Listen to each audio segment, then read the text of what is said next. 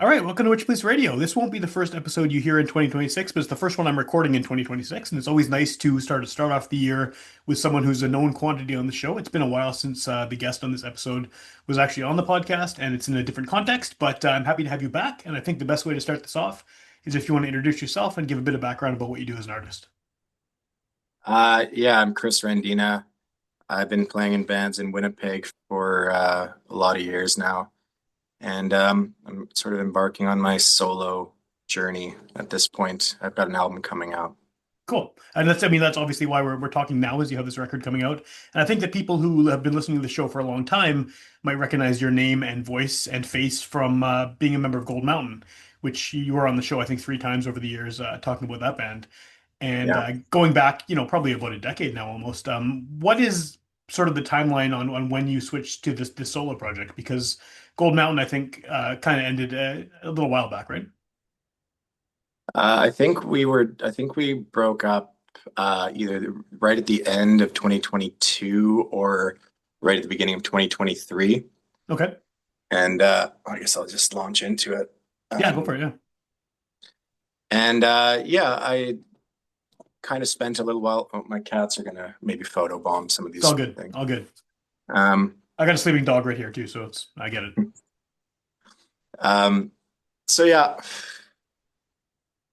I took a little time off to sort of figure out I'm not a spring chicken anymore. Decide, what my place in music was going to be, whether I still wanted to be playing music, in what capacity I wanted to be playing music, if that was still going to be a viable option thing for me, and that kind of stuff. And then I even did a thing where I made a little deal with myself where I took my guitar to a pawn shop, and they give you a month Yeah. to come back and get it or whatever, and then they put it on the shelves or whatever, and they sell it. So I said to myself, like, I'm going to take my guitar to this pawn shop and I'm going to leave it there for the month. And if in a month I still decide I want to play music, I'll come back and get it. Yeah. And in that month, eventually, I did sort of, I found myself starting to find other ways to write and other ways to do music and stuff. And so it was kind of just like, it was something that I felt compelled to do. And so I realized that I couldn't quit. I didn't want to quit, but I just had to sort of figure out a new approach and stuff. And so gradually after that, I started writing songs again. Got the idea to, hi baby, got the idea to do a full length album, which has always been my biggest ambition in terms of being a songwriter, is to have a full album Yeah. that kind of goes from one place from track one to the last track. And spent about a year writing it. And then I don't know how much time recording and mixing it, but a long time. And yeah, it's just about ready to come out of the oven at this point. Right on. And that's interesting you mentioned the full length thing too, because Gold Mountain had a number of releases, but they were very heavy on the EP, or almost like even shorter than an EP kind of thing. It would be like three songs or whatever at a time. You said, a second ago that this is something you've always wanted to do, is do the full length. Was there a reason why that previous band didn't do full lengths? Were you guys like actively pursuing doing short releases, or is that just how it ended up working out? It was a conscious choice. I think that at the time, we were thinking that with, you know, what was going on, everything that was going on with streaming, that it would be better and we'd be able to get stuff out faster and reach people faster by just doing singles or EPs. Sure. And there's five of us in that band, and we all had jobs and stuff and whatever. So, writing a full album is something that takes a really long time, and then recording it takes a long time, and there's all those costs involved in these Yeah. kinds of things. So it was a big project that we always kind of had. We always wanted to, but just never really got around to it and stuff. Okay. Well, and you mentioned the streaming thing too, and it's interesting because I think, now in 2026, that's even more prominent than it would have been back when you were doing Gold Mountain. So what is that sort of process like? I mean, going into this that you made this record, you probably would like people to listen to start to finish, in order in the way it's sequenced, but you also know that people probably aren't going to be doing that because of the way it's No, consumed. So does no. that change sort of your approach to making this record, knowing that it's going to be probably listened to piecemeal? Not at all, actually. It was the whole thing of making a record. I know that, I would want to listen to and like, you know, some of my best experiences in terms of music are listening to those albums that are, you know, great start to finish, or Yeah. maybe not even great start to finish, but you like start to finish. And so that aspect didn't bother me. I knew that on that level, or on many levels, this was going to be a project that I was kind of doing for myself as a project. Okay. And as far as the other stuff goes, just making sure that the songs were good enough so that any one or two songs could come off the album and act as just like, if somebody just wants to listen to that song, or if they like that song, then that's fine too. And that's probably what's going to happen if anything happens at all, right? Is that people Yeah, just most likely that's how people are going to do it. Yeah, yeah. So I yes, mean, listening to this record, it's not out at the time we're talking here, but by the time people hear this, it'll be imminent, or if they hear it years from now, it'll be long available.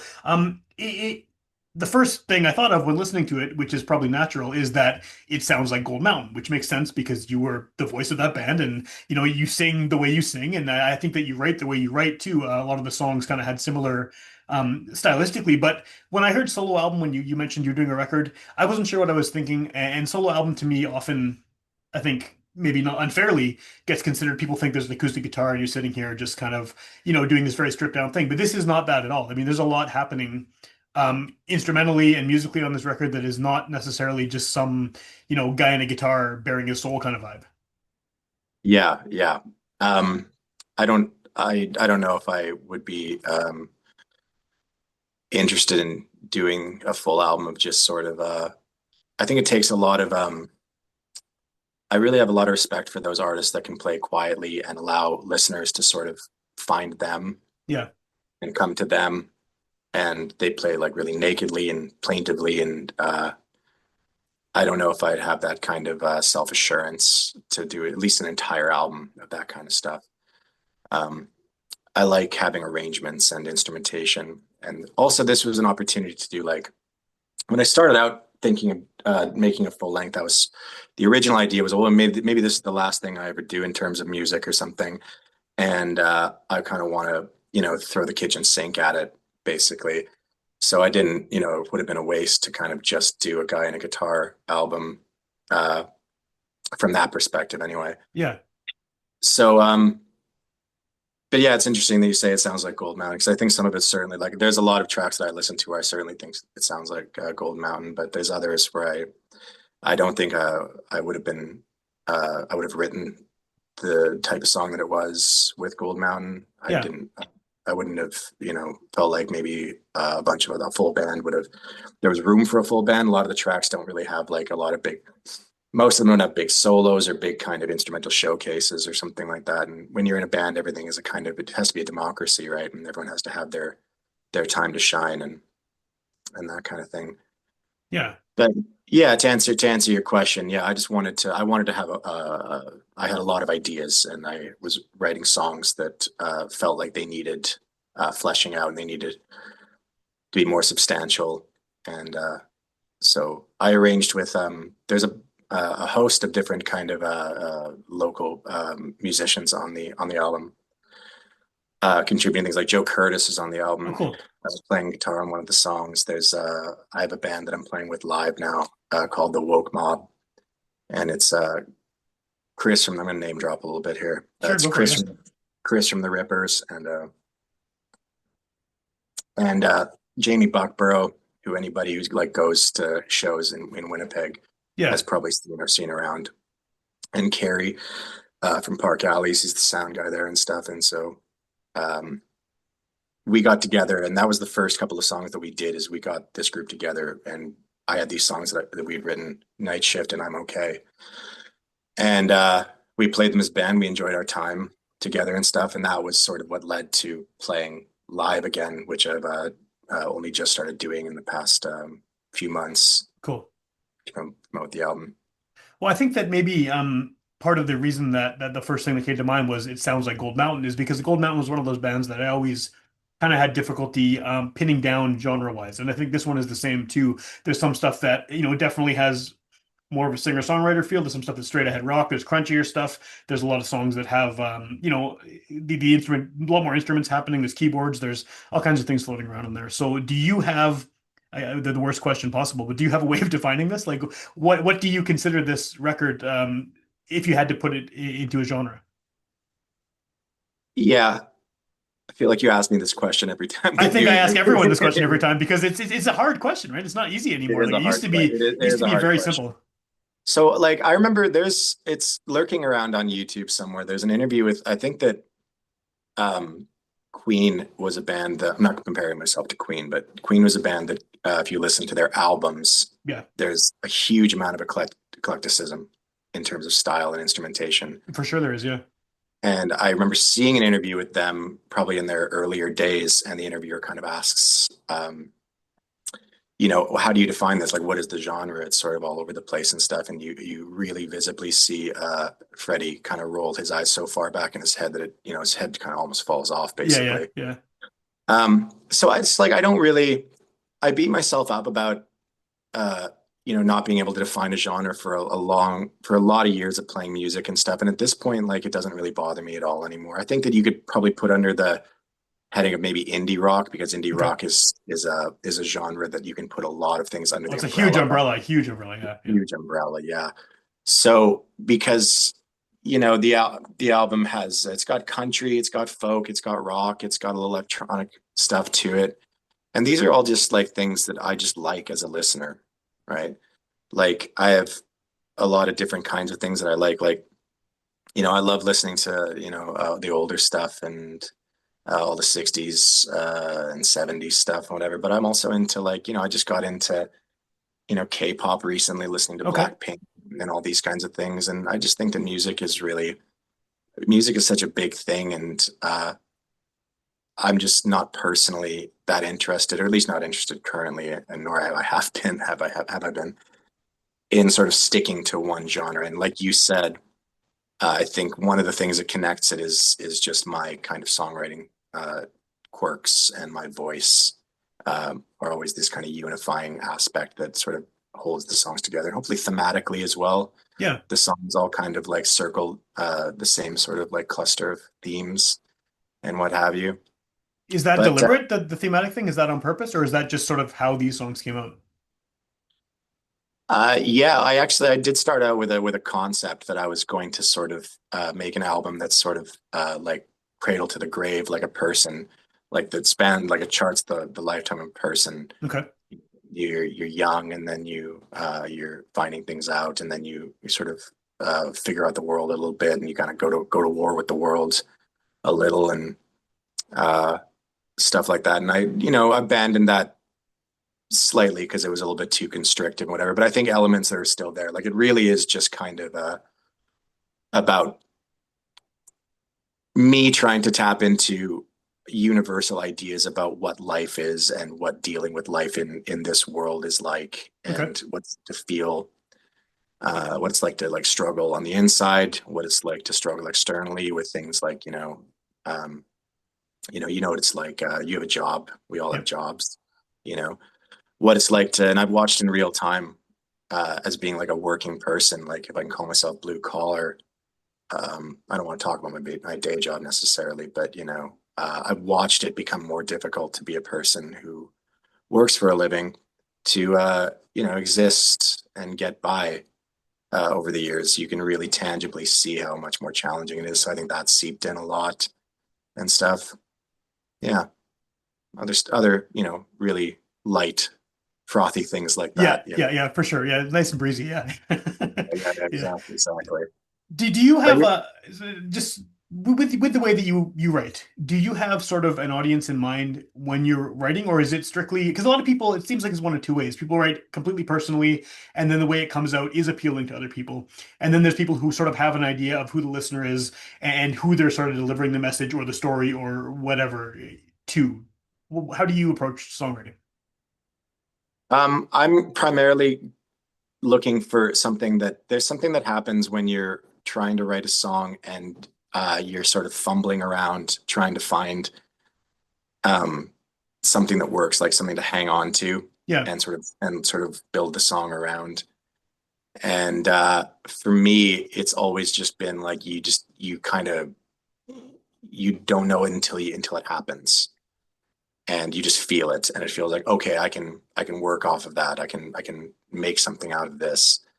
And uh, I think it has something to do, or at least I tell myself it has something to do with just the universality of like we're all basically uh, facing the same things, and how we deal with it is different, and our the context is different for everybody, Yeah. but we're all like roughly, up against the same kind of things, right? Yeah. In terms of writing, so I mean, yeah, that kind of like, so like themes that are like that, I think everybody on some level can lyrically, themes that everyone on some level can sort of understand, I think is what I'm typically looking for in terms of like writing something uh with somebody else in mind. That's really the extent of it. Okay. I have to like um I have to feel sort of confident about what I'm writing about in order for it to come out good, quote unquote. Well, whatever your version of good is for yourself, right? Yeah, yeah, yeah. So that aspect of it is definitely for me. But then like I'm a big fan of like pop music and these kinds of things, and not even just pop music, but like something like Jolene is one Yeah. of the is one of the most quintessential country songs of all time. But everybody likes Jolene, For sure. Yeah, I right? don't know anyone who doesn't. Yeah. Yeah. Yeah, because it's the melody is great, the lyrics are great.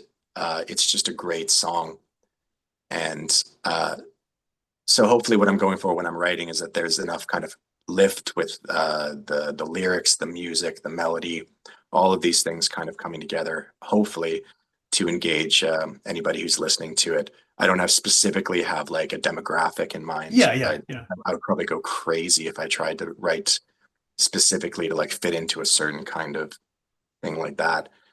But there's absolutely like the idea where it's like, well, if I can understand this, and if this moves me in some way, then it must logically move somebody else. Yeah. You That know, makes sense. Yeah, for sure.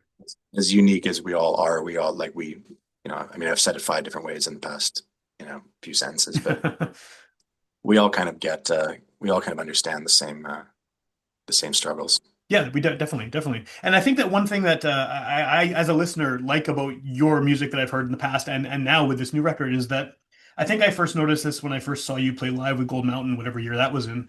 And it seems like a lot of your songs have, and correct me if I'm wrong, but it seems like they have an emotional swell at some point in the song. Like, I know that's not a unique thing to you, but I feel like you're very good at writing these songs that build to something, and they don't stay there. They eventually drop back off, but there's always seems to be like a very strong peak in a lot of your songs. Not every song, and not every song on this record, but there are certainly some that achieve that, where it's building to something, whether it's positive emotion, a negative one, whatever it is, that there's like some emotional heft to it. Is that something you do on purpose, or Yeah, yeah, I think so. It's just part of like, yeah, that's part of like writing the song is where is it going to go, yeah, and what's gonna happen when it gets there, and going that's again like going back to like when you know it when you feel it, or when you hear it. Um, I think it's probably similar to when you're like if you're like writing a story, or if you're writing a a screenplay or something yeah, like that. You get the idea, like the sort of the theme reveals itself to you as you're kind of chipping away at it, and then you just try and chase that down and try and like sort of tell that story in the okay. best way that you can. And I appreciate you saying that. That's very nice of you. Well, Um, I don't think it's meant to be nice. It's just it's more just an observation, but nice works. But yeah, it just seems like there's always building that happens, and you're like the songs have a trajectory. Which I mean, a lot of yeah, people will do songs that are more flat, if that makes sense, where it's just kind of point A to point B, and it gets there without too much movement emotionally. But your songs often, and not always, have this kind of spike that they follow, and then come back down. But there's and it's not even necessarily the chorus. A lot of the time, people write a song like that, and it'll be the hook that is that big sort of emotional moment. But I think you have other parts in some of your songs where it just kind of that happens, and then the song progresses. But there's always a peak, it seems to be.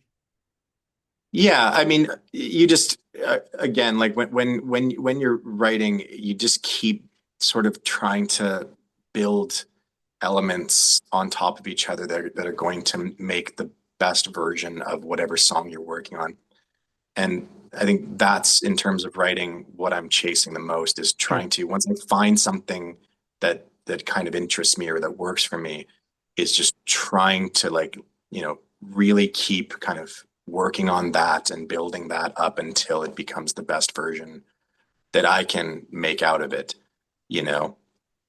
Um, and so I mean, I don't know if it's something that I could like, I've always admired writers like this is gonna sound kind of corny, but I've always admired like really kind of corny artists like a Neil Diamond Okay.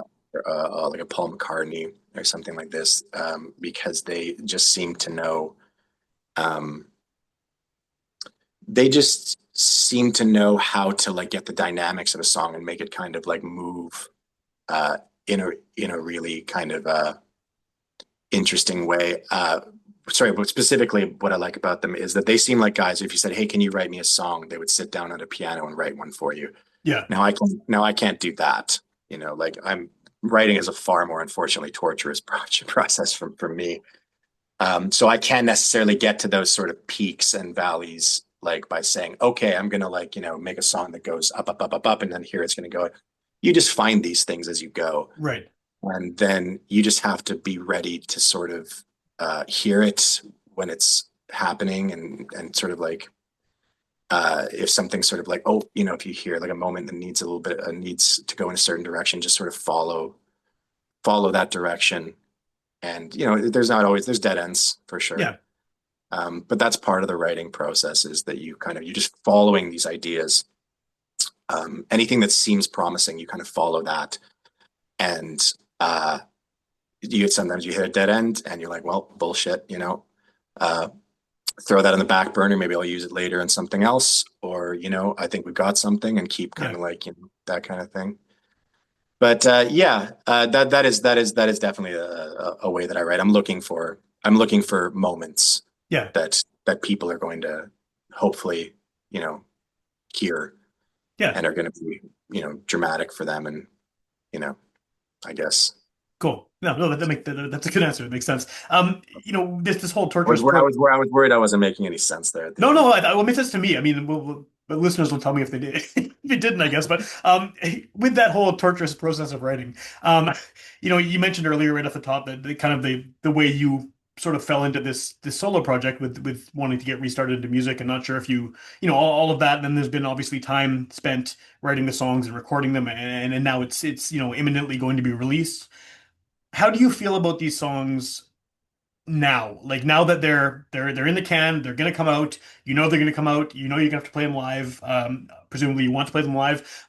But as a songwriter, do you have a bunch of new shit now that is sort of like already, Oh, whether it's radically different or not, like moved on in some way, stylistically, sonically, in terms of the way you write from these songs?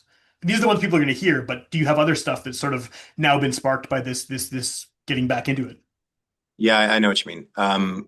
It's I'm just starting to like I this project just finally kind of like fully wrapped up within the past couple of months, and it's was just this like always like pushing a boulder up a hill, and so I've lived with these songs for the past 2 or 3 years now at this Yeah, point in all of their different kind of versions and iterations, and so I'm only now able to kind of disconnect myself from them. Like they've been my sole focus for a while now. And I have had other like little ideas and stuff, but it's just recently where I've started to sort of in my head chart out, like I said, that this might be the last thing I ever yeah, did when I started out. Now that's not the case anymore. I don't feel that way at all anymore. I am excited now to do the next thing. And like you were saying before, whatever you're currently doing acts as a springboard in some way for the next thing that you're going to be doing.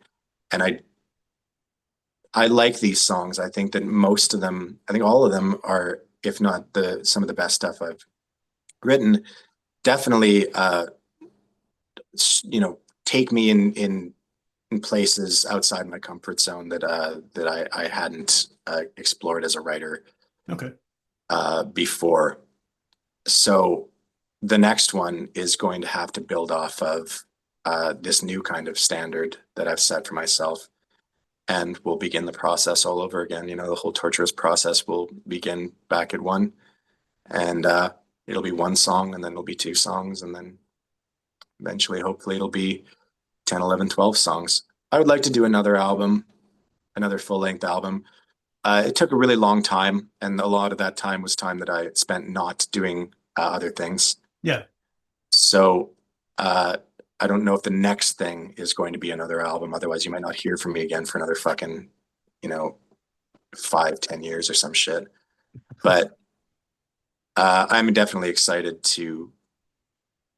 I am definitely excited to see what comes next, and a little bit scared Yeah. Yeah. because Well, that's you're a good way to be though, right? It's better than just to be overconfident. I mean, you want to have a bit yeah. of bit of nerves about it. I guess maybe like a brother to that question then is there a point for you as a writer where you know a song is finished, or are they always works in progress? They're always being tinkered with. Like, could these songs 5 years from now, someone sees you live, be changed drastically from the way they appear on the record, or or are you the type of person who has an endpoint where the song is the song and it's unfuckwithable? Yeah, there's definitely. I mean, some songs just feel very done when they're finished. They just there's kind of nothing else. And in fact, I think that a lot of songs, if you keep adding to it, you'll fuck it up. Yeah, sure, sure.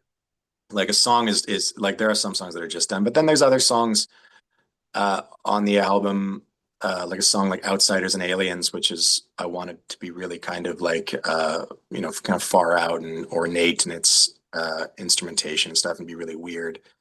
And I mean, I listened to it and I could probably be still tinkering with that, you know, a year or two from now. But then in those cases, you have to essentially decide, okay, well, it's done. That's some. So I guess it's different. It depends on the song. And it's also, I think that it's like anybody who um, writes songs or does anything kind of like creative like that, whatever the medium is, uh, sometimes it comes very easily. And uh, it just presents itself and it's sort of like it happens. And when it's done, you just know it's done. And it Yeah, just feels like, oh yeah, okay, well that's a song. Like a song like Night Shift is a song where it's just like I wrote it and it took me not very long. And I was like, okay, well, that's a song. Perfect. You know, that's good. We've done all we need to do here. And I think I've said everything I need to say. I'm really happy with it and good. But then other songs you kind of got to like, you just kind of got to bang away with yeah, and it takes a little bit more kind of like a little more force. And that can be a bit more challenging. And those are the cases when you do have to at some point decide like, am I making this better or am I just working on it because because I don't know how to stop working on it. yeah. Right. So it's The compulsion to keep tinkering. Yeah, yeah, and like with the entire album, really, I could if I mean the kind of the one of the things that I get obsessive with is the idea of like perfection. Even though I don't believe in perfection, when you're working on something and you put a lot into it, there can be that tendency to want it to be just right.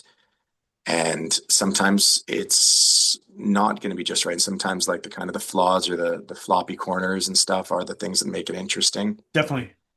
And yeah, so it's like really, it's like the thing about songwriting is it's just going back to like those other kinds of like writers who can just write a song. Their brain is just wired that way. I think for most people, it's there's a lot of different ways that it can manifest itself. And if there was a sort of a rule book and a list of steps to follow, everybody would be a great fucking songwriter, Yeah, it would be But they're just meaningless. Being a great songwriter wouldn't matter because everyone could do it. Yeah, for sure. exactly like and part of what makes it so gratifying is that there are no rules. And so when you do manage to sort of accomplish something or achieve something, you feel like you really just like reached up into thin air and grabbed something that didn't exist and then turned it into something that does exist and maybe even is something that other people might be interested in Yeah, delving into as well. you for know sure. so it's a big fucking mystery and it's really frustrating and it's gratifying when it works and it's frustrating when it doesn't work. And it's part of just, you know, quote unquote being an artist, right? Yeah, definitely. Is following those, like going down those rabbit holes and trying to get out of them, trying to get your ass out of them. Yeah, definitely. That makes sense. One of the things I was gonna ask you more about the songwriting thing, but Zoom's gonna kick us out in a few minutes because I'm cheap and only have the basic plan. But so people who are hearing this when it comes out, it's an imminent record. It's about to be coming out shortly. It's a podcast. Someone could hear it, 5 years from now, 10 years from now. Apparently, I can't stop making this show. Speaking of compulsions, and so what's the best way for people to hear your music? If someone is being introduced to you for the first time on this show, where would you send them to find out what you're up to and hear your stuff? It's going to be up on all streaming services. I would encourage people, I'm not going to tell people what to do. I would encourage people to find other avenues besides Spotify at the moment to listen to it. But for an artist in my position who's trying to get, people to listen to their music, there really are only so many options in terms of Right. distribution. So it'll be there. If you can listen to it somewhere else, I would strongly encourage you to find it somewhere else, but it'll be up on all streaming services. And I don't think there's going to be a physical release anytime in the near future, just because I don't know who's listening I know you listen to CDs probably still. Yeah. Yeah. Yeah. But, I don't know if you're in the majority on that. I don't think so. No, I think it's a dwindling minority, but there's a few of us out there. Yeah. And CDs don't have quite the sort of the cachet that vinyl pressings do. And I'd love to do a vinyl pressing, but those are also, can be pretty costly. So at this point, it's just really important to me to make sure that it's out there. You can find me. It'll be on, all the different streaming services, whichever one you choose to use. It'll be up on Bandcamp for free. It'll be Cool. on SoundCloud. Um, so anywhere you listen to your music online, you can find it there. Awesome. And then if people want to find out about upcoming shows and things like that, I mean, I assume that, in the wake of this release, you're going to be probably out there at least a bit performing some of these songs live. What's the best way to keep track of where you're going and where you're playing there? Well, Sam, you can always follow me on Instagram, and you can follow me on social media. And it's these days my social media is almost exclusively for music. Cool. I don't really know how to sort of document my personal life on social media. I've never been good at it. Um, so that'll be there, and then I'm getting a little bit more active with things like Manitoba Music and stuff like that. So if you visit my Manitoba Music page, like we'll be putting announcements. I'll be putting announcements up there. Cool. I'm trying to do a little bit of promotion. I'm doing this. I've got an interview coming up later in the month and stuff like that.